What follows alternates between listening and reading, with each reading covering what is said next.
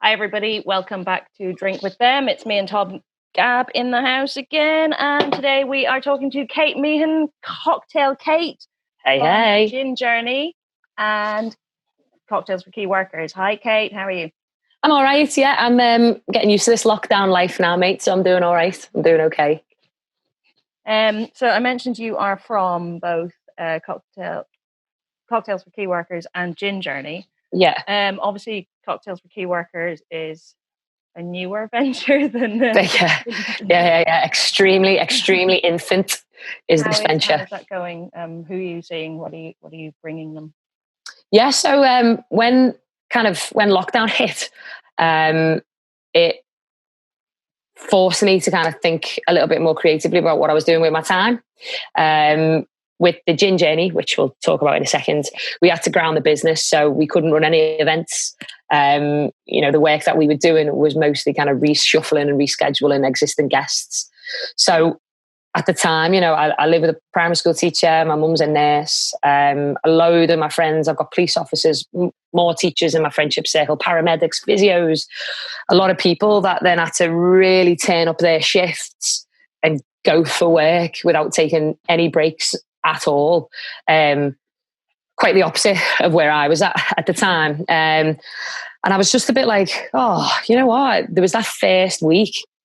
And I remember because everyone was teaching back to back every single day, even though everything else was locked down. And it was really, really scary for them because obviously this virus was live. And they were still going into work to look after the kids. And I just was a bit like, oh, you know what? I'll take everyone at this school around the cocktails on Friday, because I know a load of them, just to say, thank you and well done. So cycled round, gave it all to them. And it was honestly like I'd given them a check for £1 million. Like they were so thankful and appreciative. And I was so shocked by it that on the Saturday I woke up and I thought, you know what? Why don't I do that next week? Like, who else could I do it to? I couldn't get up to Liverpool to take my mum and her colleagues around the drinks, but there's stuff I could definitely do in London. Yeah. So I kind of just got in touch with a few of the gin brands that we work very closely with on the Gin Journey and said, is this something you'd like to do? And the response was overwhelming. So I put it on social media and just said, if any brands want to get involved, if you would like to donate a bottle, I'll turn that bottle into X amount of drinks for a group of key workers every Friday. And yeah, I'll take him a bevy. And then all I've had every single day, which is lovely, is delivery after delivery. It's been great, to be honest with you. A lot of reps as well with a lot of downtime that would just like get us involved. So for 3 months now, I've been every Friday cycling around East London, which has just been awesome. I've met some amazing people, like really good, solid human beings that have are working their socks off, keeping all us safe, happy, and alive. So it's just been something I've been I was incredibly proud of, just to do myself. It kept me busy, it got me reading cocktail books again and reimagining classics and stuff, which I haven't done for a while. And then, what was the most interesting thing you made, just out of curiosity? What was the one that you were most proud of? Actually, that's probably a better question. What I'm most proud of. So interesting and proud, different. Obviously, we're going to go into the chat about kind of my history and stuff as well. But I very much was bartending in an era where porn star martinis, Cosmos, mojitos, espresso martinis weren't even that big, really. It was all these like shaken up drinks that you could make 4 at a time, like an octopus, whilst lighting someone's cigarette at the same time and doing a cartwheel. So things like shrubs, milk punches, wonderful classics that have been brought back to life, which is just incredible. I'd never really had the opportunity to work with those. So when I did Maker's Mark, I got in touch with a bartender at Black Rock. He actually trained in Liverpool with the same company that I was once a staff trainer for, London. And then I ended up using the Gin Journey at his bar. So we ended up reconnecting again, which is quite cute. So his bar's a whiskey bar. I had Maker's Mark, and I was like, mate, have you got anything that maybe I could work on during this week? And he gave me this recipe for a banana, nutmeg, clove and cinnamon shrub. It was outrageously good. right? And it was just something that I'd never, it's, a shrub is super kind of simple really to make the concept behind it and that. But it was just the way he was like, yeah, have you got access to citrus? And I was like, look, we just got to keep the cost down. It's got to be able to travel well. And he just went bang, bang, bang, use this recipe. And I did it in the kitchen on the Wednesday. I was like, oh my God, that's amazing. So I made more of it on the Thursday, and on the Friday I had to make even more because I just kept tasting it. I was like, this is so good. It was such a super simple drink. Where like some of the best bars in the world are now, it's all about that prep lead up to your shift, isn't it? So you just bolt up. So that for me was that was interesting. I really enjoyed doing that. And I think, I don't know about proud really. I made a obviously with my background, like I just mentioned, the old porn stars and Cosmos and stuff. I've really enjoyed bringing them back, but putting little spins on them. Like I've got there's a distillery down the road from me in Haggerston, and they make a distilled sloe gin. So it's 43%. It's got all that body and texture of a sloe gin. It's clear. So they make the sloe. So like they rest the sloes in the bottle, make the gin, rest the sloes in the bottle. Then they take that and they pour that in the still, redistill it.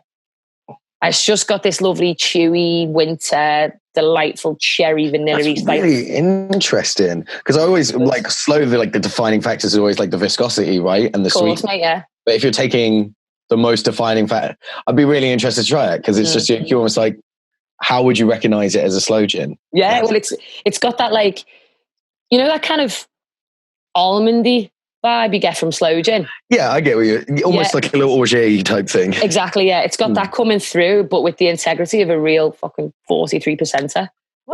So I used that to make a Cosmo and was just like, this is class. Nice. This is class. And then I got some foxhole gin scent and I had this passion fruit stuff left over. So I was like, ooh, I could do a little tropical gin punch with this, pink grapefruit, passion fruit, pineapple. Nice.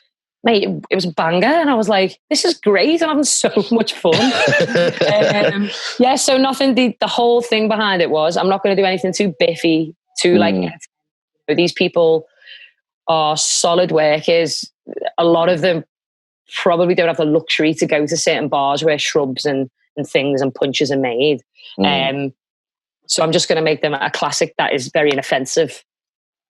And I can please the crowd really. So I've just had loads of fun doing it. Yeah. How do you pick the different key workers that you're going to go to each week?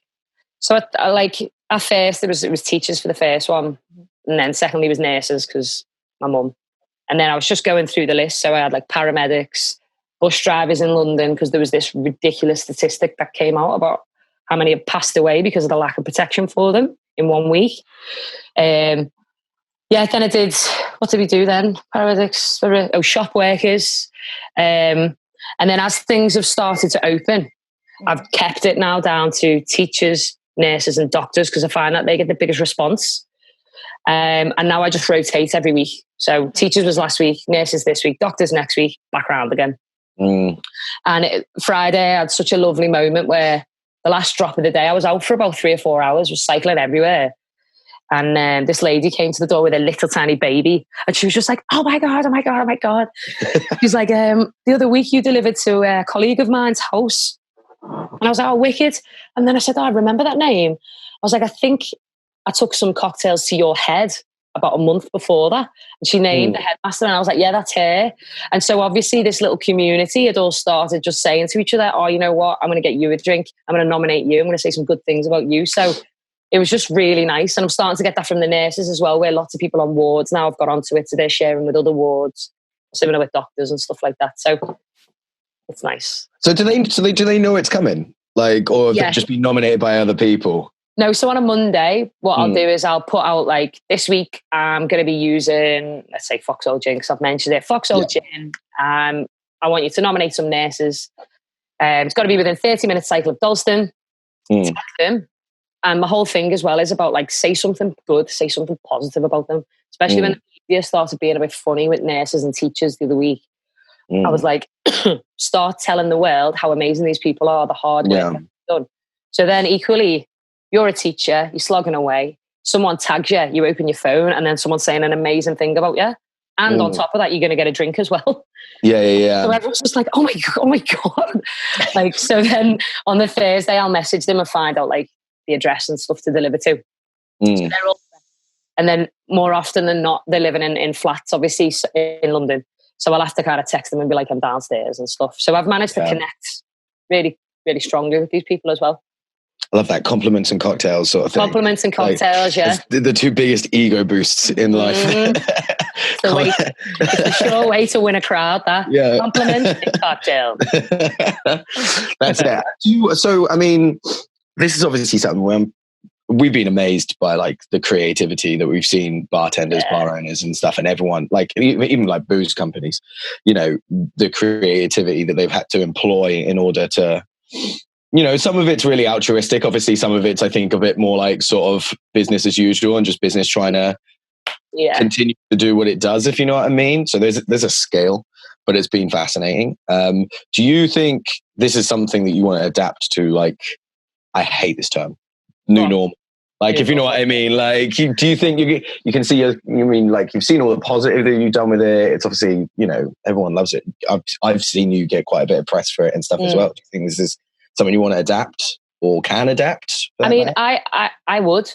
Like, I would, you know, this is something that obviously later when we talk about Gin Journey and stuff, it's certainly something that myself and my business partner, the business founder, we've discussed taking into our model moving forward, is offering key workers presence really with us. For me, with Cocktails for Key Workers, like, if the brands are still up for it, I'm still up for it. There's a fine line though, isn't it? When the gifting season ends, and as you say, new normal hits, will brands be as willing to work with me? I don't know. If they are, then I'll absolutely keep doing it. Yeah, I think. Do you know? I mean, it seems like so many brands, and like you say, I really hope it's not just like a response thing, but so many brands have stepped up in like ways and have just been basically looking for ways to be altruistic. But it's really, I think it's harder for larger businesses anyway to kind of get people on the ground, sort of developing those, you know, going out, like you say, like yourself, kind of going to someone's houses, getting that into someone's hands, if you know what I mean. So when someone approaches a business with like a altruistic idea, I think they get genuinely excited because they're like, right, this is an outlet. We can actually just defo, Tom. Like, as you say, for the bigger ones, it's harder, and it's been I've had some people that have been furloughed for the larger brands message me in private and go, look, I'm actually not allowed to post any work content. But I really want to help you. And on the slide, people have been like, any chance I can deliver for you? Because I actually want to do something. And so for me, I was like, oh, bless them. Like, it's not actually that big at the moment for me to need kind of delivery support, if you will. But should it ever get to that, it's something that I do think brands and brand reps are willing. They've said they're willing to give their time to do. It's you know, no matter what line of work you're in, you show your true colours when something like this hits, doesn't it? And I've been extremely pleasantly surprised. Not even surprised, but like the response and the ownership people have taken, and they're willing to help, and the humility of people has been really, really, really nice to hear. And if there's any brands out there who do want to get in touch with you about this, you are on Instagrams probably? Instagram, Cocktail Kate 55. Or, you know, if you want to shoot me an email, shoot me one at Gin Journey. So it's just Kate at ginjourney.com. Still got quite a bit of a supply there to keep going. But yeah, if you want to roll this out more, then yeah, it'd be great to just get in touch with more brands, definitely. I think it's like, I mean, the thing that's most impressive for me is like just the solidarity of it all. Yeah, like everyone's so, I mean, like it's already a pretty close industry, right? Like everyone, if a little bitchy at times, but you know, I'm glad you said bitchy and not incestuous. That's another word. All of the above.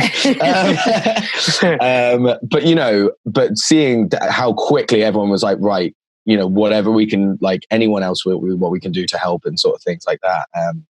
You know, even obviously Drink With Us popping up and things, you know, pretty quickly. And like I say, everyone kind of getting as creative as possible. And like anytime anyone else has a venture, you've got 10 other bartenders that are giving them a shout out on like social media and stuff like that.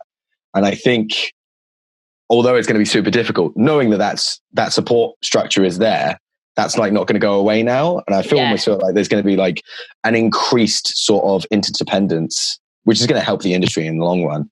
Massively, mate. Massively. I couldn't agree more with you, dude. Like, you know, a lot of good people have been hit hard by this. And like you say, you know, everyone pulling together and stuff will be the reason a lot of people get through. Yeah. And I mean, especially somewhere as dense as London as well, you know, because a combination of the intensity, you know, and the density of the people you got there, as well as like insanely high rent prices and things as well. Yeah, defo. And I hope this, because obviously for people in the industry, we respect and are passionate about going to independent venues, drinking as kind of small distillery as we can, if our pockets can afford it, you know. But I really do think, you know, you mentioned that horrible term, new normal. I think when we flow over, from what I've seen and the vibe I'm getting, is that the people outside of hospitality will recognise and start to shop more independently, drink more independently, because I think there will be a big outcry there of how certain people have suffered and stuff. So I'm hoping that this does bubble over. Yeah. People go to their local venue owned by a couple of brothers, as opposed to, you know, the bigger. I mean, I was chatting to somebody recently about sort of in the next few months, sort of early next year, that a lot of bartenders are sort of talking about the fact that there will be a decline in certain businesses, but you're going to see a rise in smaller, more local, slightly underfunded probably bars, but that will take those steps. But I mean, you set up and were involved in setting up a business a few years ago. So you obviously like understand the pitfalls that people will fall into and how hard it is to start from basically from scratch. Oh yeah, absolutely. You know, me and so Leon is the guy who's my business partner. Me and Leon, we've had a fair few discussions, as you can imagine, and we're both just like, this has come at a certain time where, thankfully, touch wood and cross everything, we are now like 7 years into our lifespan.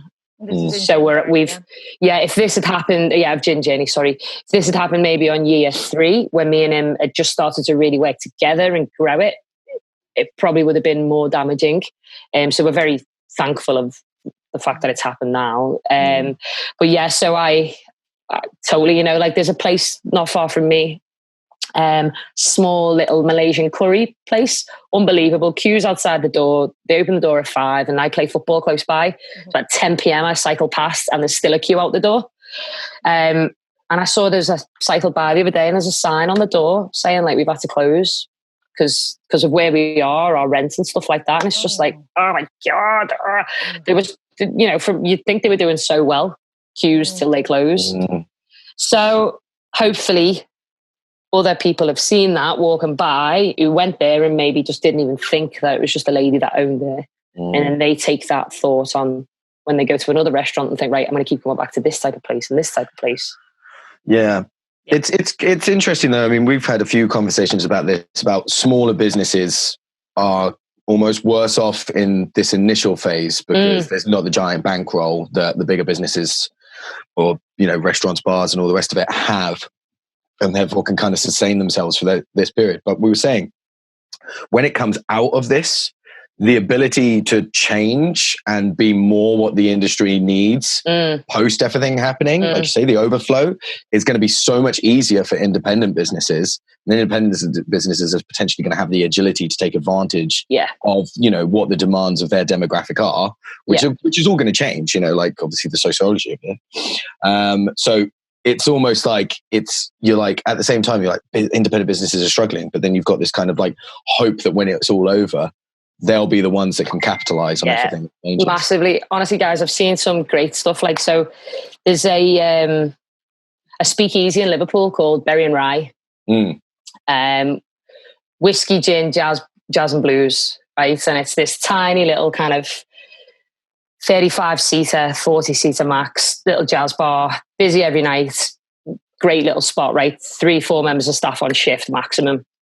And when this hit, they were just like, oh God, right, what are we going to do? And then they changed their name. So obviously Prohibition it alludes back to, well, I mean, it is to ban drinking, right? So they were just like, fine then, let's just run it like a bit of not illicit, but have this like illicit booze delivery run, real McCoy kind of vibe. So they've renamed it Cherry and Dry. And they're now running these amazing little kind of like moonshine bottles of cocktails all around the place. We've got a couple of guys in London who are called Top Cuvée. They're a restaurant and cocktail bar, and they've now called themselves Shop Cuvée and turned themselves into a 24/7 off license. We've just done a collaboration with them. Actually, we've got some cocktails out through them. But yeah, they're amazing. I mean, like, shout out some of the people down here. Golden Pineapple. Yeah, I've been doing amazing RTDs. Yeah. Polygon in Horsham as well. They were banging out some awesome stuff. Lab 22 in Cardiff. Belter. And they're great. They're just amazing. Like the design on them. I'll tell you what. I've got one of the Polygon ones here. Like they've gone straight for like the medicinal sort of thing, you know? Yeah. This is a rye Manhattan, I think, but the other one was like a rhubarb Negroni, and they were taking, they were just putting they were just being as creative with it as possible as well. So they were just putting up like their back bar and just saying, pick some stuff out and we'll just go nuts with it. Like, because they were just like, we want this to do. I mean, it's shocking because I mean, like, especially I think from mine and Elaine's perspective as well, there was this idea of, we don't really want to be marketing ourselves or, our respective businesses or whatever initially, because it felt, I'm doing nothing anyway. Yeah, but it felt like it would be a little disrespectful, maybe, if you know what I mean, to be a bit like sell or whatever, when people are struggling. Oh, totally, yeah. But I had bars reaching out to me and like being like, would you like us to do something with this or something like that? Just like the initiative of it was amazing. Yeah, and that's, as you say, it's such it's an industry where you have to adapt or you die. You have to have agility or you'll just fall flat on your face. And as you say, dude, like there'll be a lot of things that people take from this and improve and include in their business model moving forward. And hopefully, make them a lot more financially healthier in the long run anyway. Yeah, you just can't take the passion out of people, man. Like that's the one. It's like even people I know, it's like their bars have closed down or whatever. They're like, well, I'm not gonna just stop doing this now.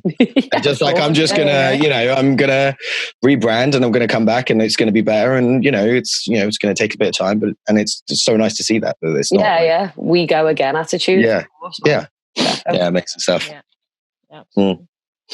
Obviously, we mentioned Gin Journey a little bit there, but I don't know all that much about Gin Journey. I specifically didn't, I say this all the time because I try not to, but I specifically didn't look too far into it. I know like Jake and yeah. So I've got the bare bones. I've sort of worked for Kate a little bit. we've worked together. Definitely. All right. Well, let me entertain you. I was going to say, just tell us about it. Yeah. So Gin Journey, something that I mentioned, his name, Leon Dalloway, started in 2013 in London. He was working at a distillery called Cold, which is right slap bang in the city. And they were doing a lot of gin tastings, as you do in a distillery, a lot of little tours and stuff. He was also working for a gin brand at the time. And he kind of had this sense that it was a little bit dry, excuse the pun. They weren't being delivered with as much character as they potentially could. They weren't as live. They were a little bit too formal for his liking. And he thought, you know what, I've got enough experience behind me that I could do something like this myself. Obviously, being a brand rep, he had quite a bit of stock in his flat. So he's like, if I put some of my stock together and I ask a couple of my other mates who are brand reps if they could donate some stock, and I'll do like a little pub crawl with people and I'll take them to my favorite bars, and in each bar we'll try a different gin from my mates and I'll see if people like it. And he started doing it, and he was literally flagging black cabs, taking people to bars in central London. And then one day he had a writer from The Guardian that came on one of his little tours. And she absolutely loved it, gave it 5 stars. And he was just like, I'm going to need a bigger boat. So he basically was like, right, okay, let's start to streamline this bad boy. Started to refine it a little bit more, and then got it a little bit slicker, got a bus involved. started getting the same venues every week. So when he started, it was a Tuesday and a Wednesday evening. Obviously, he had to work around his bartending shifts as well as bars, quiet times. 3 weeks of the month, so he'd have 1 week off. And he started in the August, and it was like the following March, February time, I was training to be a school teacher, and I was bartending in Mayfair at the weekends. I did not sleep. And we've all been there. yeah. And I was a bit like, I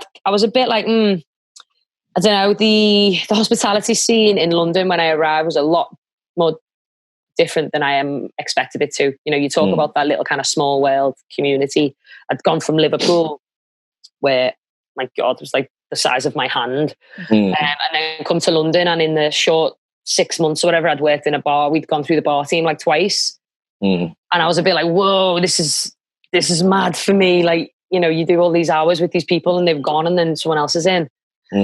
So I just remember thinking, like, I'd really like to combine somehow my teaching ability and skills with my kind of customer service skill set and my knowledge of booze. That is literally Gin Journey. So my mate of mine put me in touch with Leon. We went for a cup of tea, which turned into 2 hours of us just like buzzing off each other's personality and vision. And he was like, okay, come on one of the tours and see how you find it. And after one tour, I was like, I'm in, mate. So then I was his like little kind of grasshopper. So I came along with him. I did a little bit of hosting with him. And then not before too long, a couple of weeks in, we ended up creating a new tour. So we did something called the Gin Experience, which was kind of like my baby on a Saturday after my working week, where I would meet people at Beefeater Gin, take them on a tour. They've got a museum there, which is cool. Take them on a tour for an hour around the distillery, teach them all about the history of gin from the 12th century. Jump on a bus, 45 minutes to Sipsmith Gin, then do a cocktail making masterclass for 2 hours with them there.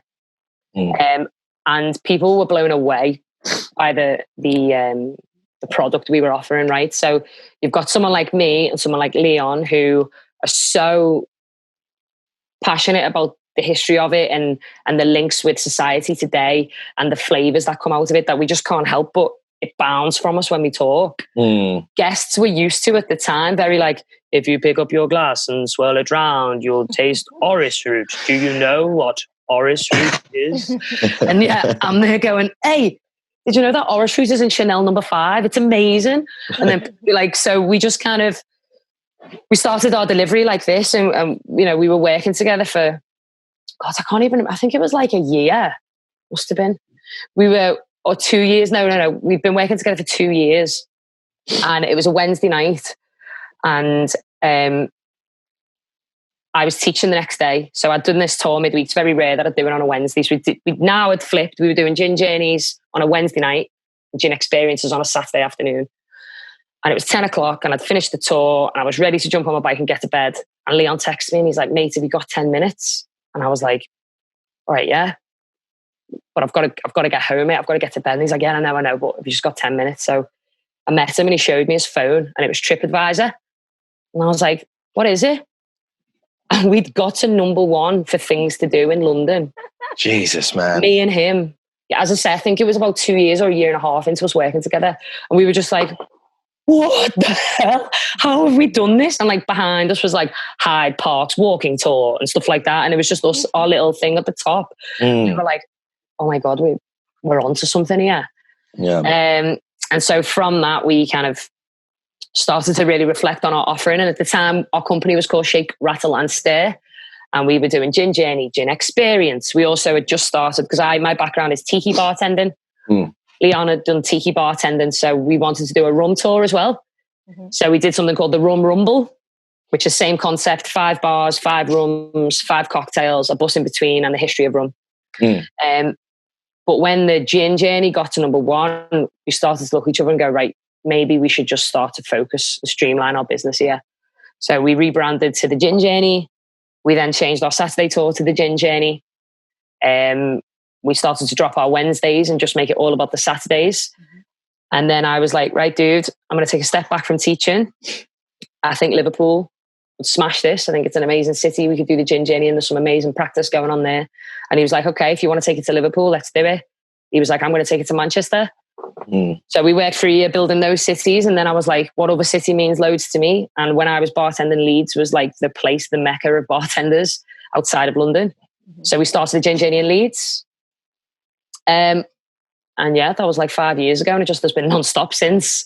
And then just under a year ago, just over a year ago, me and Leon were talking about, is there anywhere else in England that we would like to venture to with the gin journey? And for me, the escape of Brighton and the pull of Brighton is so strong that I was like, let me just take a trip to Brighton and see what people are doing there. And then I met people like the gorgeous Elaine, the lovely Jake, the lovely Jack at Golden Pineapple, Arthur at Plotton, Julian at Gung Ho. And I was just like, wow, this is on already. I haven't even had to do any work here. And our whole thing is about celebrating really good, solid, independent practices and promoting those to people that are their ideal demographic that maybe wouldn't know about it. And along the way, drinking some gins made by some really good people that have either changed the shape of the history, or rather changed the history of gin, or really pushed the boundaries. So, when we moved to Brighton, we had Porter's Tropical, for example. But we always seem to have Beefeater or Sipsmith on one of our tours because they're a great stalwart to tell the story of gin. So yeah, that's basically where it is. A couple of years ago, some guys from Prague got in touch, wanted to kind of put one together in Prague. So we did that. Leon went to Singapore for a couple of months and set up a Singapore gin journey with a good friend of his. Yeah, so he's currently in Sydney, working away, trying to get his visa so that we can get one done in Sydney as well. Right. How many people do you have kind of, Go on. The right term isn't to say working for you, but how many people are you working with? In terms of hosts. It's really the hardest part about this actually is finding that ideal, we call them gin guardians, because you've got to have an element of school teacher about you. That's what I was saying, because obviously, like you say, the success of it was your guys' energy, Yeah, and also like there's the energy, and there's that cheeky bartender charisma that we kind of bartenders have. But you've also got to be super on the balls. You've got 21 in Liverpool. We roll with 25 every week. You got, that's a school trip. You've got 25 guests that are drinking steadily throughout the day. You've got to be able to keep your eye on them, make sure the venues, they're not too loud in the venues, make sure the pitch is right. So we try and make sure my sweet number is 3 in each city. So you can kind of have 2 that rotate the weeks, and then 1 that maybe wants to do 1 a month. Yeah. Because they're always doing other cool things like reps or bartending, running restaurants or what. And Gin Journey is a lovely little day out for them because they get to do everything. They're doing their job, but they're not behind a bar. They're not over a table. They've got a t-shirt on, a pair of trainees. And they're just giving people a really good time, giving them gin, like taking them to the best bars, one of the best bars in the world. Like, as long as you manage expectations rightly, Gin Guardians have the best day out ever on a Saturday, and they get paid. They get paid for it as well. I think it's so cool, and I think one thing that I hope most people would take from like kind of your story of where you went with this is that. I mean, I guess I can kind of say this just because it's what I did, it's what Elaine did, if you know what I mean. You get to a certain point with bartending, and you're like, what's the next step? Because, unless you really want to be an owner, and I think you really have to want to be an owner if you're going to do that, because it's your entire life, right? So the idea is, I kind of want to do some education, and I want to, increase my knowledge and of like, distilleries, and hopefully visit them and stuff like that. And you go straight to brand ambassador, you go straight to rep, and it's so nice to hear someone that was like, well, we can be brand adjacent to an extent, and we can just build this business because it's crying out for it. Like, I mean, I know I do it all the time. I'm like, how can I make this not just another gin tasting or not just another whiskey tasting or something like that, because I think once upon a time, like, when sort of higher end alcohols were starting to do events like that and things, it was really novel to be able to go somewhere and try some stuff for free sometimes, or massively, get talked through it. That was like really novel. But now it's like, if you say to someone, just come and try a load of gins. Unless there's a hook, sometimes you just won't get a turnout. Like you can't give it away in some instances. No, of course. It's just like terrifying. You're like, how do you get around it? Yeah, and the thing about the gin journey is like a lot of people use our tours as city tours. And you get to meet some wonderful folk through it as well. But I remember when I first started Liverpool, because obviously in London, there's different nationalities flying through. So there'll be a Wednesday night used to be our like international night. We'd have guests from Copenhagen, Melbourne, Sydney, Canada, all sitting next to each other, and it was all trying to understand the Scouser, which was the hardest part. And then I remember in Liverpool, one of the first nights I did it, I used to do it on a Thursday to start with. I had this amazing couple from LA, and they'd come to Liverpool, and they were just like, yeah, like we were looking at the Beatles tour, and we were looking at this, and then we were like, gin, fuck yeah. And I was like, yeah, that isn't really an LA accent, but they jumped on. Don't worry. They jumped on, and then they were like, oh my word, like these bars are amazing. And then they, the next day they were sending me pictures from the bars because they'd returned back to them for breakfast. Then they'd gone to their mate's bar, and that's something that we're really proud of, as well as that our hosts are integral to the bar scene in the city. That when tourists come through, or even people from the city as well that don't know it, our hosts are like, well, listen, we've shown you these 5. If you're into your beers, there's a place down the road there where this guy brews this, this, and this. And yeah, we get a lot of people that travel from city to city. If they're going a weekend break, a lot of people will be like, where's the gin journey? Because for them, it's a pre-planned night out, value for money. I get to meet like-minded people. Of the ones in Brighton, and there's been times where I've done the tour and it finishes at like 6 o'clock. Yeah. Later on that night, I'll go out to meet friends in one of the bars that we've been on, and somebody from the gin journey walks in. One of the customers, I don't mean the Guardian or whatever. Yeah, it's quite interesting. Well, it's one of the best things that you can do in this sort of job role is when you feel like you're helping out, like, and usually they're one of your mates, you feel like, you build up a good relationship with some people in some bars. And when you're in a position where suddenly you're like, oh, I can actually help them out. Like I'm going to sort them out. And like that fear. And that's, I guess there's a lot more purity to that in your job role, because obviously, like you say, you're just saying, look, I can just kind of provide a load of customers for you, basically. Of course. And we do it around those hours where venues would usually be quiet. Or maybe the bartender's just setting up the bar and they're like, yeah, cool, we'll take, because the idea is that the cocktails are, pre-batched. We try and take as much stress out the venue as possible. So as long as the table's set and there's water down, just bring out the cocktails and the host looks after everything. So yeah, bars, we always say as well at the beginning of starting a relationship with a bar, like, look, the second you feel this isn't working for you, let me know and I'll find somewhere else. Like this is only ever supposed to be a key driver for a venue and a brand. Yeah. Like if it ever, we've had to do that with some venues. Some venues have got to the point where they've had to say, thank you so much for giving us this kind of like this key driver really. Yeah. And exposing us to 100 people a month. We're doing all right now. So I'm sorry, but we'll have to say goodbye. And it's like, it's okay, just say it, don't worry. Like, give me 2 weeks and I'll find somewhere else. Just give me the breakup period. Yeah, just give me, come on, it's not me, it's you, blah, blah, blah. That's really good for customers to come back, because if I've done a gin journey with, I know one of the venues changed in Brighton and I've been on both of them. Yeah. I've got to see like how it's, the first gin journey went to these places, and then the next, I don't know, like the third one I went on had a different venue in there, and it changed the feel of it. And it was nice as somebody coming back to the thing. It wasn't the same experience. It was a brand new experience. Of course, mate. I do try and change it. We have to keep it the same to manage expectations, and obviously the driver and stuff and where to park and the venues and blah, blah, blah. But every quarter where I can, I like to make a little, keep the hosts fresh as well, so they're not just broken recording. Change up the gin, change up the bar. Yeah. I think it's, it gives me, it's actually really nice to hear when you explain, you were like, oh, these bars are in Brighton. Funny, 3 out of those 5, I think, have been open for less than 2-3 years now. Yeah. Which is really nice, because it's like, oh, that's it. That's the bars that are opening up now. Sure, mate. Like, I feel like that you hit that sort of saturation in a city where the bartenders that have come up through the ranks almost are now opening up their own venues. And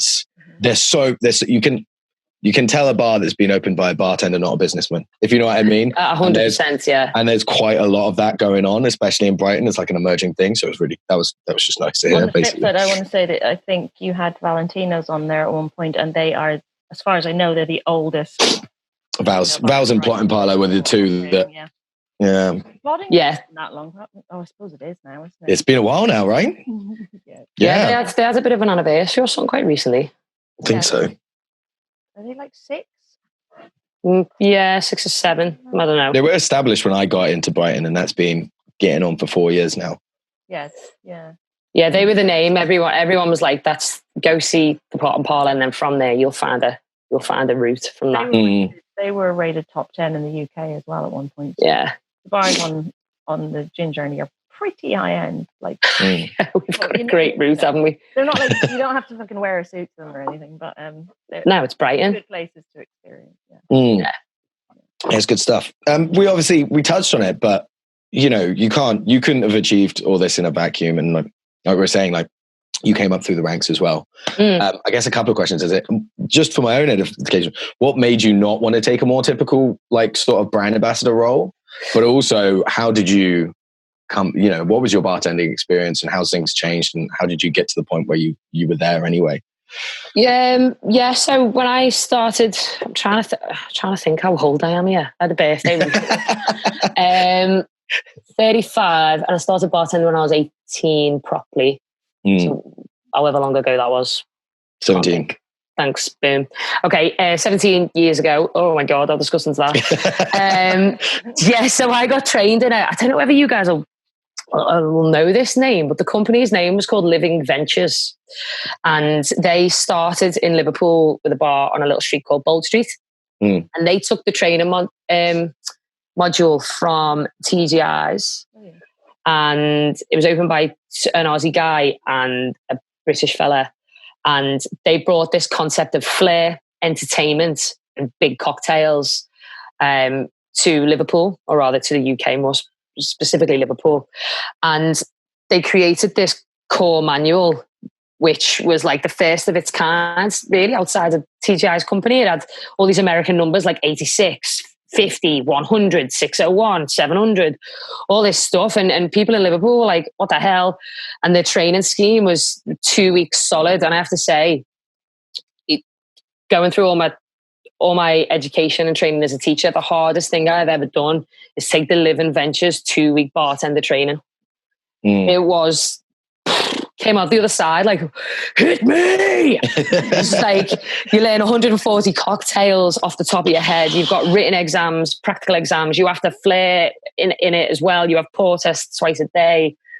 Oh my word. But you come out the other side literally knowing everything. The whole motto behind the business was you need to know your role subconsciously so that all your conscious thought can be focused upon the guest. Yeah. So you're literally doing things, staring all the guests in the eyes, making 6 cocktails at once and controlling the crowd. It was just like you felt like you were walking on air.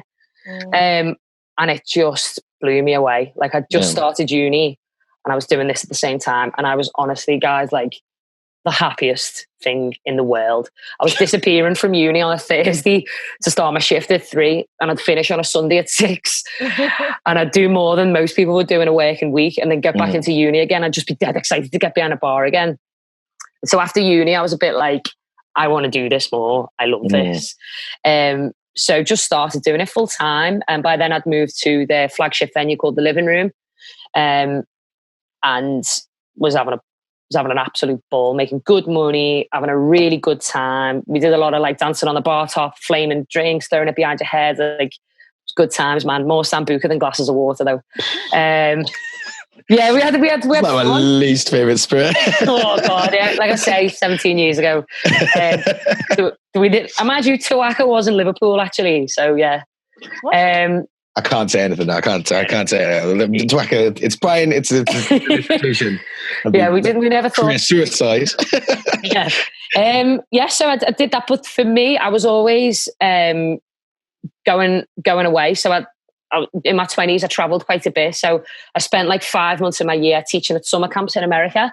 So I would often like disappear in May, come back in September, slog away again till May, and then go away. So for me, it just really suited my lifestyle. If I wanted to go away from Monday to Thursday, I could, go into Europe or whatever. And I was able to just save all my money, went away, and then came back again and made more like empty, and then went away again and came back. So for me, the idea of doing something that was maybe a little bit more tied down and a little bit more at your desk didn't appeal to me. And also, I have to say, I don't really remember brand ambassadors being a thing. Yeah. I don't we used to have some people come and we all had internal company training. So we'd have people from Pernod Ricard and stuff come in. But there was never really, like you see now, there wasn't this trendy bar ambassador doing gin tastings and stuff. That was all what we did. I felt like that was a result of the sort of craft movement. Yeah, defo. And you've got like all these little businesses. Because I think I started bartending when I was like in a very informal way when I was like 15. And I think I was about 18 when I probably got behind a cocktail bar or whatever. But like I never saw a rep come in, that it wasn't already involved in the business, if you know what I mean. Yeah, like 100%. You had support on maybe some speed rail stuff. I guess there must have been like that I wasn't. Yeah, there would have been, but you do again. Likewise with bars, then wasn't it? You didn't really know. You didn't like now. The bartender is often the business owner. Yeah. Or the as something in it. So then it was like you're the bartender, even the head bartender, and you're like, here's the bar manager, and the bar manager, here's the general manager, and then they're like, here's head office's number. All right, here's the company, and then as you say, there's probably just retro deals thrown in somewhere. Yeah. I remember we always had to save Havana club lids because it meant the directors could go over to Cuba. We never really saw that, So Paul went on one of them. Well, there you go. Paul in Newtown, someone that might not live in Ventures, actually. I feel like probably would, feel like he might, But yeah, so that was yeah. Didn't want to say that. Read between the lines. Yeah, so that was kind of it wasn't really like there weren't any role models, as you say, Tom, or anyone doing that really. So so then I suppose the closest to it was my brother is a phenomenal bartender and an even more incredible bar operator. And me and him were bartending together at the living room, and he left to go and open his own venue, or rather he left, supported the new opening, then went to London, then came back and opened the venue. And from that, he then said to me, I want you to work with me. And so I joined this tiki bar, the first tiki bar in Liverpool, to the Scousers' delight. Fire and tequila. Sounds like Champions League night. So I ended up being like the staff trainer, taking that ethos and that kind of motto of we do everything to the highest degree, and we learn our role inside out so that all of our conscious thought goes on the guest experience. So it was my job to instill that into our new staff members who were actually. We made a point of hiring people that had never been in the industry before. Did you have many people that kind of came into it thinking it was going to be, a bit of a DOS or something like that, and then being absolutely shocked and not being they peel off by the wayside massively. But then when people like us who have gone through it, and you actually love it when you're sweating, and you love it when you're in the weeds, and you love it when you're high-fiving someone but 3 deep over there, and you're like, ugh, the till. Thankfully, we had more of those good people that we were able to keep on. Well, we had a conversation the other day, and we're like, it's actually really interesting that you've gone for people that weren't bartenders before, because we said kind of give us enthusiasm over experience any day, All day, mate. Yeah, hire for personality, train for skill. Yeah, I had a guy once because he had come in 3 times in less than a year with his CV to check if there was work, so I just gave him the job. Was it hire hard, manage easy as well, and doing really well. Yeah, so I kind of that was my next step really, was to do that for a few years, and then I had an opportunity outside of the country with teaching, so I left. Then I got back to London and continued my teaching and bartending, and that's when Gingerly happened. So for me, there was never as we talked about, there was never a brand ambassador role really. Yeah, it's like the classic. Yeah, and it just feels like I almost feel like something happened, like a economics report got given to booze companies that said people on the ground make a difference, if you know what I mean. Massively, everyone just got snapped up. I almost felt like there was almost like a little bit of a deficit of like my friends that were bartending, because everyone was going into this kind of new role and they were just like 100%, yeah, effective people, you know.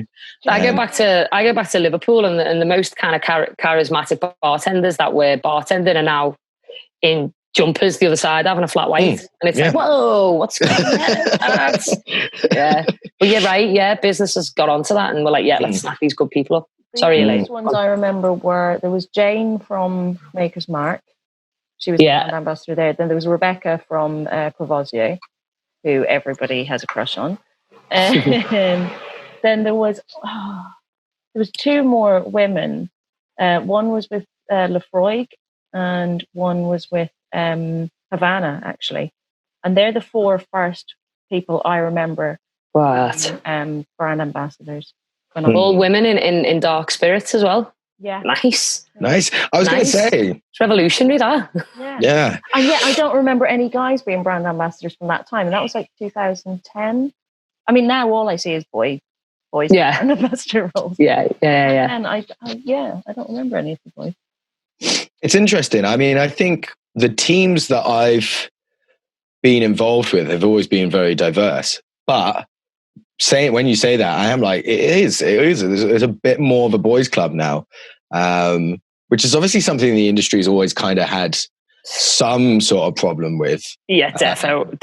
I was the only girl on the majority of all my teams. So you kind of almost, what did we used to say? There was a saying that we used to have about, like, if a girl came in for a job, and it was something vulgar, obviously, because it was the lads that made it up, but it was something like, you know, but as she got bigger balls than him, you're kind of looking at her in the interview and you're like, thankfully I did somehow. But then I remember another girl coming along, and there was 3 of us, but there was a certain air that we had about us, you know, we had to prove that we could handle it as well. And I always remember carrying 3 boxes of Russian Standard down 4 flights of stairs, and then getting a bag of ice on the way back up and being like, I can do this. Yeah. I think that still stands for women in the industry. We do still have to prove that we not just have the same size balls, but our balls have to be bigger. Bigger, that's my point. Yeah, they have to be bigger. Like, we have to go that one step further, push harder. And it's a real shame in, what year were we, 2020, that we're still... I wonder where that comes from as well, like, because I mean, I don't exactly have a great beat on it, because I can't, you know, I can't. Yeah, of course, but to a great extent, but I wonder whether it comes from the customers or whether it's sort of more internal in the bar, where that sort of, like, you have to trial by fire it, where that culture comes from. Is it because you're dealing with a market of, like, really, you know, just people that are rowdy and drunk, or is it because, you know, there's a sort of maybe essentially like a lack of faith from internally from the business and things? It's I mean, because like you say, it's still a thing. And it's still a thing. There's enough awareness about it now that nobody can kind of claim, oh, I just didn't know, like, it was just, you know. So it's like, I don't know, where's it coming from at the moment? No, totally. And I know, you know, I mentioned my brother, and I know he's that was a big thing for him as well. Obviously, having me as a sister, I think it really hit home for him. Was like, God, we need to make a conscious effort here to make sure. I don't know what honestly, I know when I was bartending, it was a bit more like the physicality of the job didn't really appeal, and that's very, very sweeping statement. And, you know, I'm a girl, I get it, I don't mean any offense by this, but it was more like, I think they just felt, because we were so, like, certainly the bar I was working in, it was so high volume, it was so fast paced. If you needed something on the fly, you had to run and grab it on the fly. And there was certainly this underlying thing of, like, yeah, but, you know, that the lads will be able to carry it. Whereas the girl might have to stay bartending while the other lad does the job for it, and then they come, and there was definitely a bit of that. And thankfully I broke the mold with that, because as Elaine said, you know, I had to make sure that I almost presented myself bigger, as did the other 2 girls I worked with. But now that, I don't know, there are less and less venues with all those flights of stairs, so I don't really know. I I don't know. Like generally just one level 20 seaters now, aren't they? So yeah, it's super interesting. Working in bars where there's a mix of boys and girls, men and women, whatever. I'm saying girls. Yeah. Where there's been a mix of that, like there's usually more guys anyway, but if it's one of those venues that rotates your role on the, if you're on the bar, floor, bar, the women are on the floor most of the time. Yeah, definitely. Any of the bars I've worked girls are servers, lads are tenders. How much better they are at bartending than some guy behind the bar. The girl will spend more time on the floor than the guy. I mean, guys, it's obviously a deeper conversation in it. I don't think it's just, we're not exactly going to put the world to rights here, but we do have a superpower. I think we have a superpower as girls, and I think we get hit less by drunk men than male bartenders. Oh, there is that. That is a statistic we don't need to look into. Hopefully that's right as well.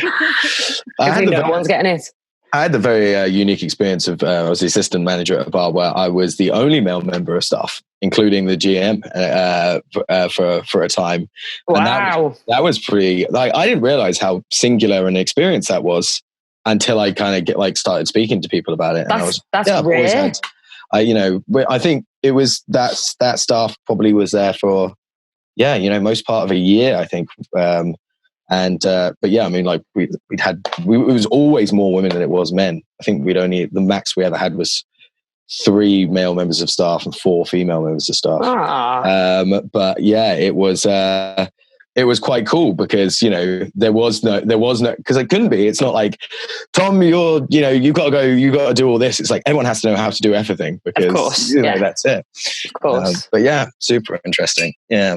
But I mean, I think what's really interesting about it is just like you say, how the industry has changed, like not necessarily just in terms of like inclusion and things like that, but like you were saying, seeing the change from porn star martinis and Cosmos and, premixed lime juice.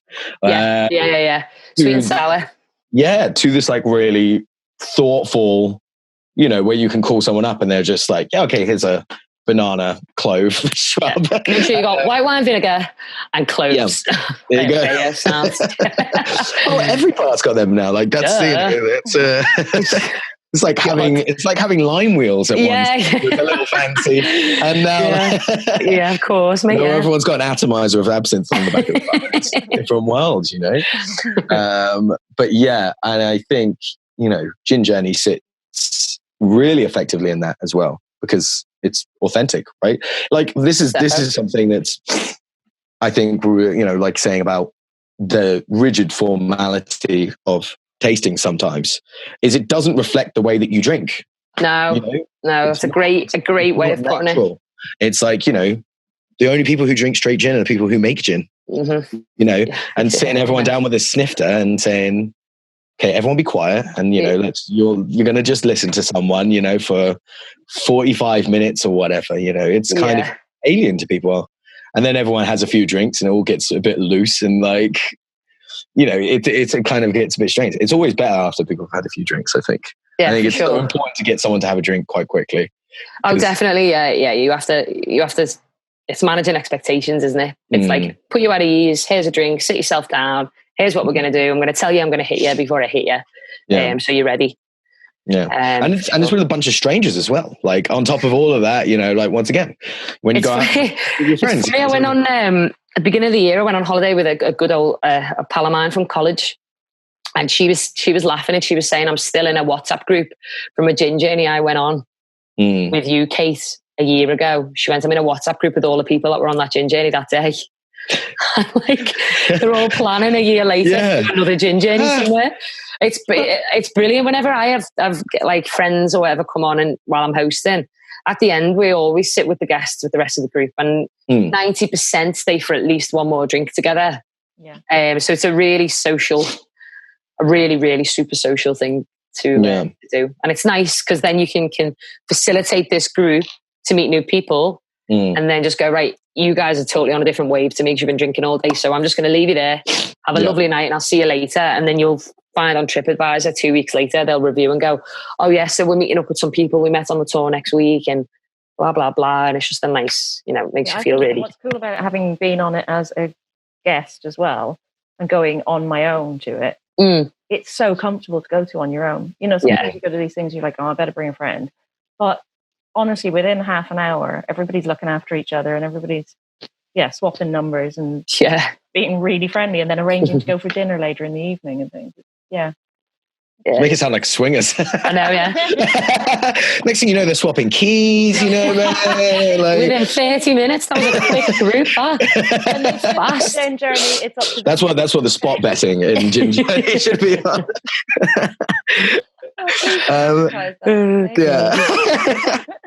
Manage expectations. That's it. I'm gonna review you on TripAdvisor like tomorrow. We had a lovely evening. Met the nicest couple. I guess one thing that's there's also, like we've touched on as well, that's super interesting for you is you're a little bit more brand adjacent in that, you know, you work with brands that potentially you like. Obviously, you know, you've got brands that you like and dislike and things like that. Yeah. But I think you've got a little bit more of like a unique perspective on things because, I mean, like you work with craft brands, but then you work with really big brands and things like that. Do you have any like pet hates or anything with like the big brands versus smaller brands thing? Or do you think what do you think like the advantages and disadvantages of both are? Or do you have any opinion on it? It's just kind of super obvious stuff, really. Like when you're trying to do because we do a lot of singular brand one-off events as well, which are great. We can curate some really cool routes and do some really fun stuff with them.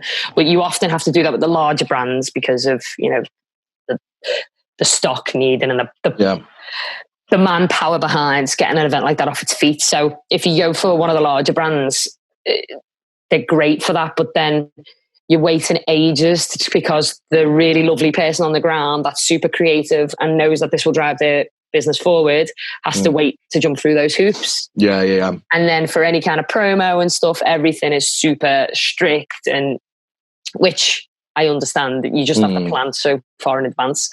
And then with the smaller brands, it's the opposite, really.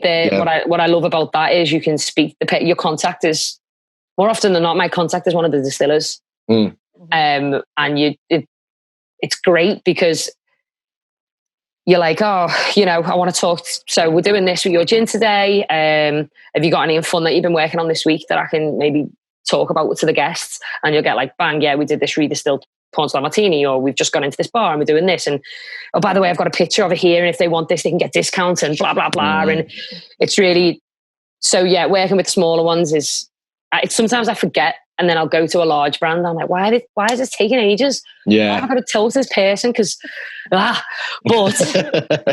then what's great about the larger brands is often the history that's behind it.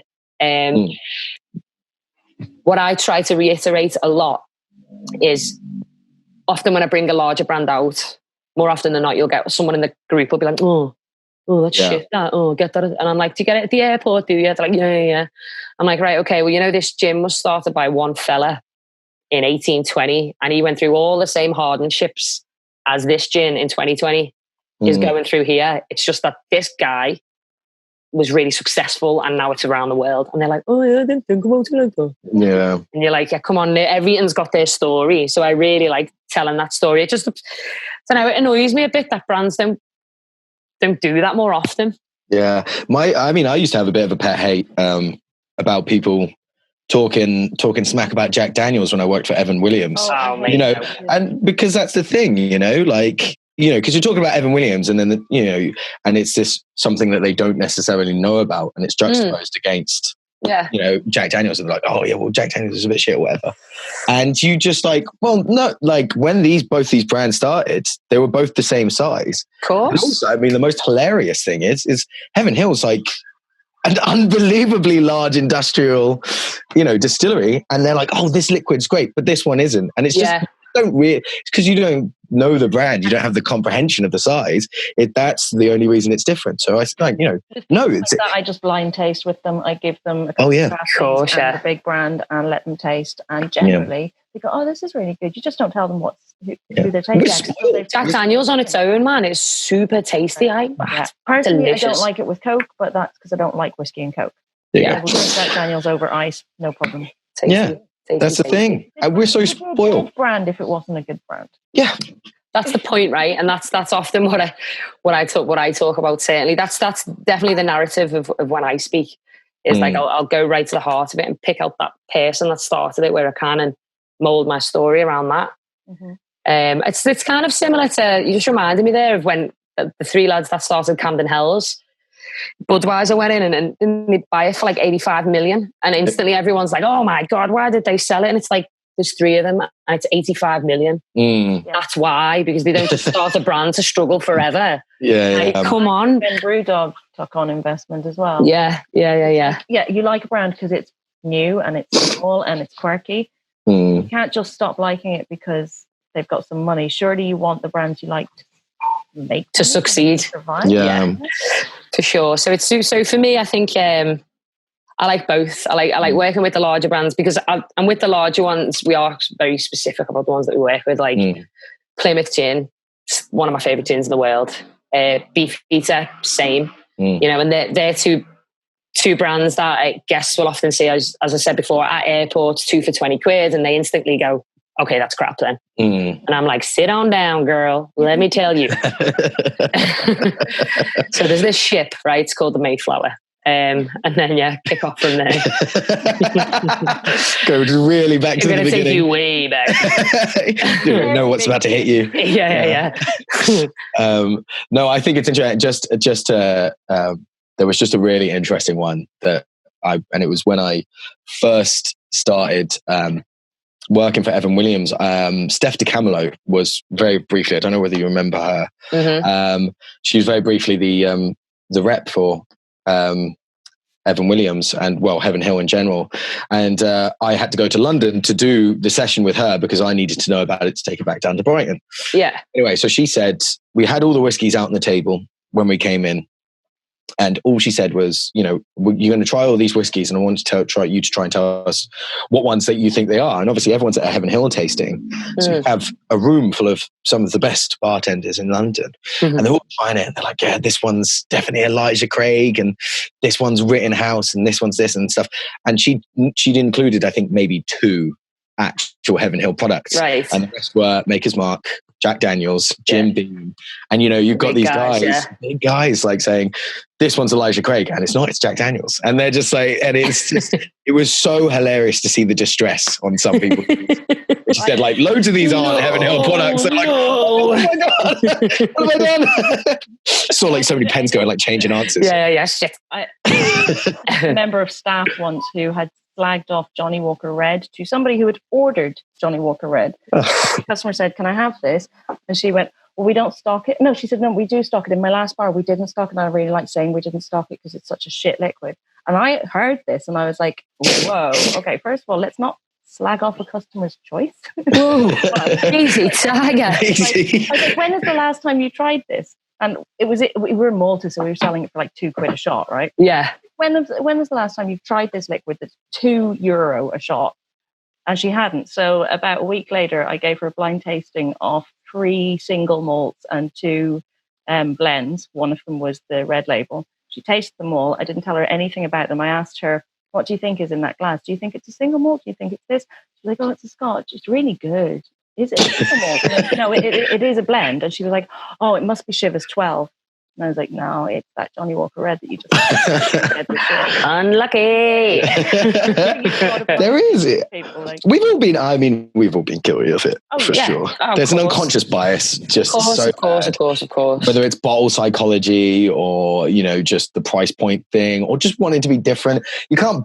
I don't want to blame people. I don't want to put like a spotlight on them and be like, "See, you're wrong," if you know what I mean. But at the same time, it's you need to learn. Yeah. It's so not about, but that's the point in it. It's so not about being wrong. And as Elaine's just put it then, it's about trying it, making an informed decision, And then about it. Of course, yeah. And if the kind of integrity of a brand matters to you, then look up where it started. Look up how it began, look up how it became this monster in the industry, and then make your decision on that.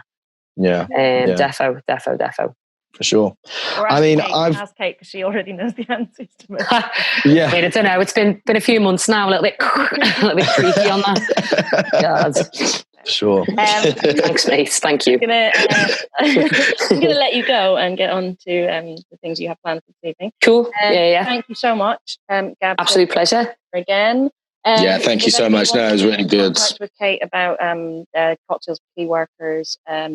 Remind me, Kate, of the handles and stuff like that. Yeah. So Instagram, Cocktail Kate 55 every week. New key worker this week, and taking Sipsmith gin cocktails to nurses.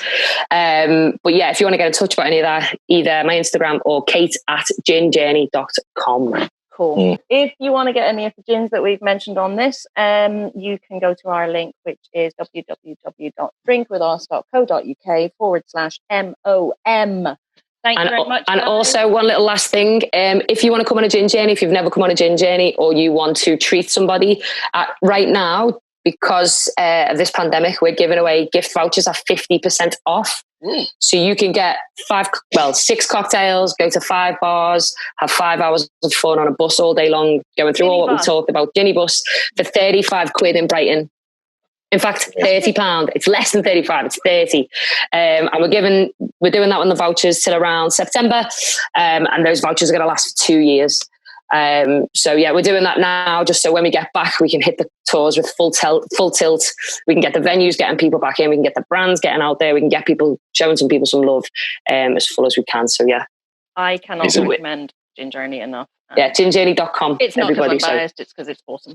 Yeah. Right, okay. Cool. Amazing. Thank you, guys. Thank you so guys. much.